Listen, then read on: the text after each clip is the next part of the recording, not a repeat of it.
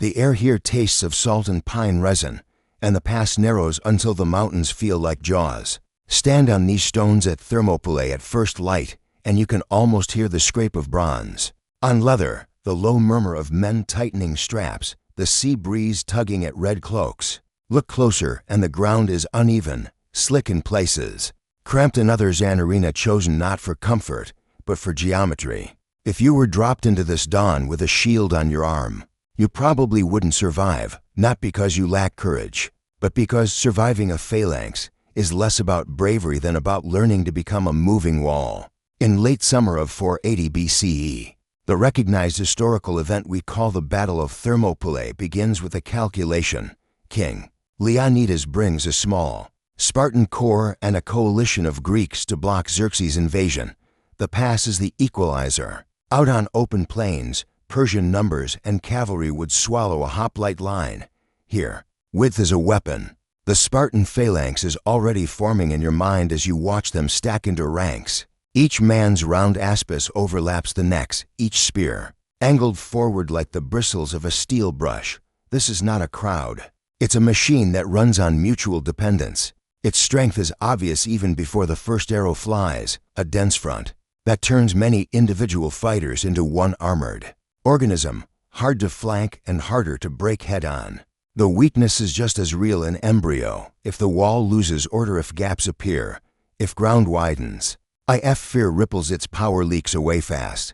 Holding it requires skills that feel almost modern, drilled timing, trust in a neighbor you might not even like, and the ability to keep your shield high while half blinded by sun and sweat. A strange side fact hovers around the campfires. Spartans were known to comb their long hair before battle, a ritual of pride and calm that startled other Greeks and, reportedly, amused Persian scouts. And as academic debate still circles the numbers and tactics here, one point stays firm compared to looser Persian infantry or the later Roman manipular system. This formation is a deliberate bet on unity over improvisation, a bet Leonidas is about to place in the narrowest doorway in Greece. The men who stand shoulder to shoulder in this choke point didn't wake up and improvise a shield wall. They were built for it, piece by piece from boyhood. Back in Sparta, the officially recognized institution behind the coming battle is the agag, the state training system that turns citizens into hoplites, and hoplites into parts of a single body. By the time a Spartan reaches Thermopylae, he has spent years learning how to move in step, how to absorb a shove without flinching, how to hear a command over the clatter of armor. The phalanx is less a tactic than the final exam of a whole society. Watch them assemble now. The front rank kneels slightly, shields locked rim to rim. The second rank's shield edges riding above and behind, filling any seams like scales. Spacing is tight, close enough that your left shoulder brushes another man's right. Close enough that your shield doesn't just protect you, but the friend beside you.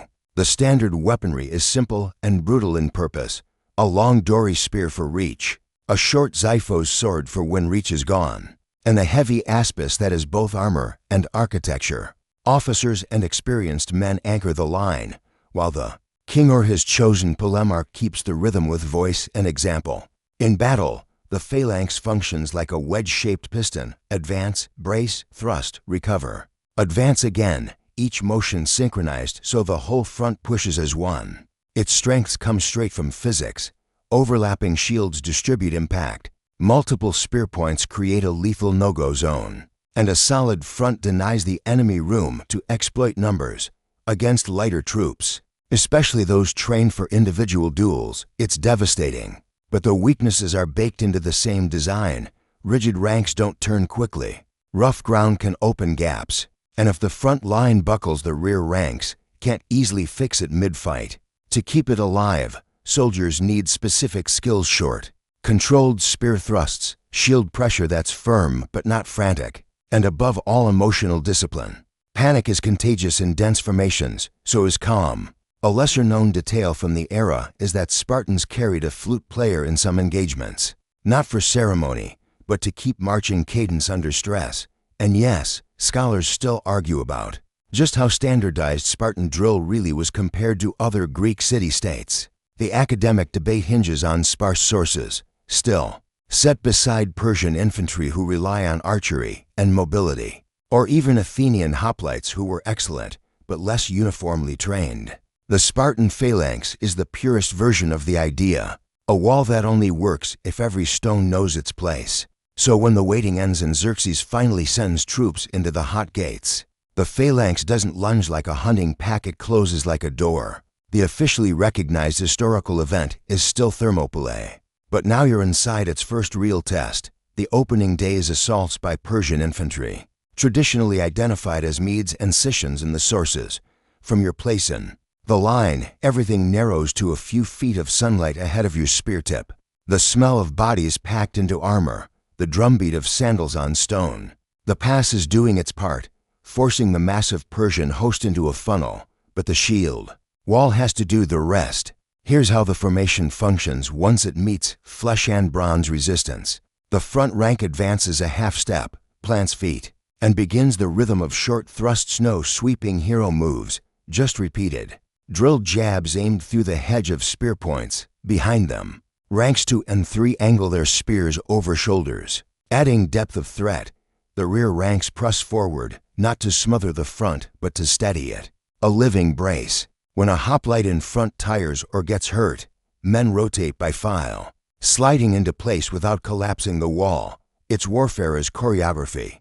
Its strengths show instantly. Persian infantry, lighter and trained for ranged harassment and individual engagement, crash into a surface they can't dent. Their numbers don't matter because only a few can reach the front at once. Every attempt to surge becomes a traffic jam under spear points, yet the weaknesses whisper. Even in victory, if the ground here were wider, cavalry or massed archery could disrupt the line. If a single Spartan loses his shield, remember, it covers his neighbor till the gap threatens more than one life. You need skills beyond strength, the ability to keep your shield high under constant impact, to thrust without overextending, to read the man beside you so your movements interlock. A strange side fact from the day, Herodotus notes that Greeks sometimes pretended to retreat, then wheeled suddenly in formation to catch pursuers off balance, an early form of psychological baiting that worked because the phalanx could snap back in tight terrain. And yes, academic debate still flares over how much of this is later storytelling versus observed tactic. But whatever the embellishment, compared to the Persian model of flexibility and volume, this first clash proves the hoplite wall in a pass can turn a tiny army into a gate that won't open, at least not from the front. By the second and third days, the pass no longer feels like a stage for a single heroic moment. It feels like a workshop where endurance is forged. The officially recognized sequence of events inside Thermopylae now shifts to sustained pressure, repeated Persian attacks, including the famed immortals, and Greek defenses that rely as much on logistics as on valor. You can tell the line has been fighting for hours by the way men breathe through clenched teeth, by the small tremors in shoulders holding shields up, by the sand grinding under greaves. A phalanx isn't a statue, it's a living thing that gets tired, and that's where its real design shows, functionally. The Spartans and their allies adapt using rotation and terrain. Files withdraw and replace like cogs, so the men on the front edge never stay there long enough to collapse. The narrowest parts of the pass are chosen for the hardest stands. Where the ground widens slightly, the line compresses and thickens, trading frontage for depth. Commands are simple because the formation demands simplicity. Hold spacing, keep shields locked, thrust on the beat, step forward when the rear pressure comes, step back only as a unit. It's not glamorous, but it's exactly how the wall survives a flood. Strengths under this kind of strain are clear. Cohesion turns fatigue into a shared burden. Even a tired man is propped up by the weight behind him. The spear hedge remains lethal so long as points stay aligned and shields stay overlapped. Yet, the weaknesses also sharpen. Sustained attack means more chances for a stumble, and a stumble in tight ranks can ripple into a hole. The phalanx also depends on supply water, food, replacement spear shafts, because a wall that starves or thirsts doesn't hold. Individual skill becomes quietly crucial. Footwork on slick stones, the discipline not to chase a retreating foe and open the line, and the nerve to trust your left side to another man's shield. A lesser-known detail from these days is that not all defenders were Spartans. Thespians, Thebans, and others held the wall too, and some evidence suggests the Spartans adjusted their drill to keep allied units integrated, an early lesson in coalition warfare. Scholars still debate how evenly those rotations were executed, and whether Herodotus overstates Spartan control, but set against armies like the Persians, trained for archery screens and maneuver, or later Macedonians with longer pikes and looser depth. This mid-battle grind shows the hoplite phalanx at its best and most fragile, unbeatable in its lane, vulnerable anywhere else. Then the past changes shape not in stone, but in meaning. The officially recognized turning event is a Phalanx betrayal, guiding Persian forces along the Anapeia path to outflank the Greeks. One moment you're still a wall facing forward, the next you're a wall with a shadow behind it. The news reaches Leonidas like cold water. The doorway has become a room with two entrances. In Phalanx terms, it's the nightmare scenario being fixed in front while danger blooms at your rear. Leonidas' response is tactical and political at once. He dismisses most of the allies, keeping the Spartan core and a few others who choose to stay. Now the Phalanx functions in its starkest form, not just to win, but to buy time. The line shifts to a broader area near the rebuilt wall, giving a little more room for maneuver but also more exposure. Spears break, so the front ranks shorten grip or draw swords, while rear ranks keep the pressure so the body doesn't dissolve into individual fights. Even here, with encirclement inevitable, the Phalanx's logic persists. Protect the man beside you. Keep the front coherent. Deny the enemy a clean collapse to exploit. Its strengths in the last stand are moral as much as mechanical. A tight formation can still punch above its weight, even when surrounded, because it forces the enemy to pay for every step. But the weaknesses are now absolute. Once attacked from multiple angles, the overlapping shield system can't cover all sides. The Phalanx is a forward-facing creature. The skills required become almost philosophical, the ability to hold alignment, while fear presses from behind, to react to shouted commands without seeing the commander, to keep shield discipline when every instinct screams to turn and run. A strange, lesser-known side fact from the finale: some sources suggest Leonidas' body became a focal point for furious struggle afterward, partly because Spartans believed recovering the fallen was a matter of honor tied directly to their discipline, another reminder that even death was collectivized. Academic debate still wrestles with details here: how many stayed, whether the Thebans were hostages or volunteers, how much of the last stand is shaped by later Greek memory, but compared to Persian encirclement tactics and missile-heavy doctrine, or to later armies like the Romans who designed formations to split and reform under pressure. This end shows both the Phalanx's grandeur and its limit, unbeatable facing the storm, but never built to fight it from every direction.